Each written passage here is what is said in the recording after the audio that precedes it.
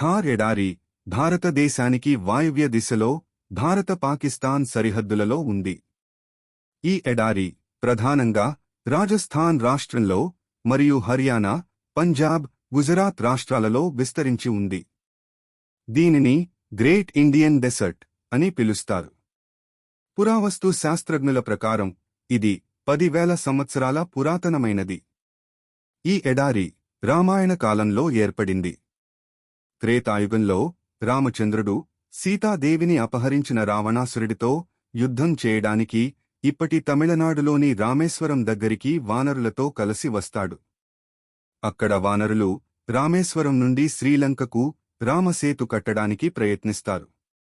అయితే సముద్రపు అలల తాకిడి వల్ల వానరులు కడుతున్న రామసేతు మాటిమాటికీ కూలిపోతుంది. ఇది చూసిన రాముడు కోపంతో సముద్రుడి మీదికి తన బాణాన్ని ఎక్కుపెడతాడు.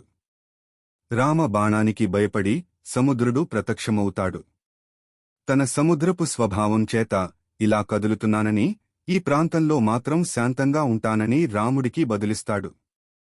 దీనికి రాముడు సంతోషిస్తాడు. అయితే తాను ఎత్తిన బాణాన్ని తిరిగి తీసుకోనని, బాణాన్ని ఎక్కడ సంధించాలో చెప్పమని సముద్రుడిని అడుగుతాడు. అప్పుడు సముద్రుడు ఉత్తరాన ద్రుమతుల్యము అన్న పవిత్రమైన ప్రదేశం ఉంది అని, కాని ప్రస్తుతం ఆ ప్రాంతమంతా పాపాత్ములైన దొంగలు మరియు భయంకరమైన అభిరా జాతి నివసిస్తున్నారని చెప్పాడు. అక్కడ తన రామబాణాన్ని సంధించమని ప్రార్థించాడు. సముద్రుడి కోరిక ప్రకారం రాముడు తన బాణాన్ని ఉత్తర దిక్కుకి సంధిస్తాడు. పవిత్రమైన రామబాణం పడిన ప్రాంతం మారు ఎడారిగా ప్రసిద్ధి చెందింది. కాలక్రమేణా ప్రజలు ఈ మారు అన్న ప్రాంతాన్ని మల్వార్ అని పిలవసాగారు.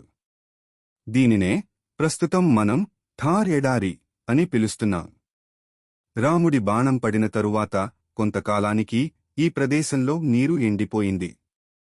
అయితే రాముడు ఈ ప్రాంతాన్ని పశువుల పెంపకానికి అనుకూలంగా ఉంటుందని, అలాగే ఇక్కడ పాలు, పండ్లు మరియు ఆరోగ్యానికి ఉపయోగపడే మూలికలు కూడా ఇక్కడ పుడతాయని ఆశీర్వదించాడు. అందుకే థార్ ఎడారి ప్రాంతమైనప్పటికీ ఇక్కడ ఎంతో వైవిధ్యమైన మొక్కలు మనకి కనబడతాయి. అలాగే ఈ ఎడారి ప్రపంచంలోనే అత్యంత నాగరికత కలిగిన ఎడారిగా గుర్తించబడింది. దీనికి కారణం ఏమిటంటే, ప్రపంచంలోని ఇతర ఎడారి ప్రాంతాల మాదిరి కాకుండా థార్ ఎడారిలో వేల సంవత్సరాల నుండి రోడ్లు, మౌలిక సదుపాయాలు మరియు మానవ నివాసాలు కలిగి ఉన్నాయి.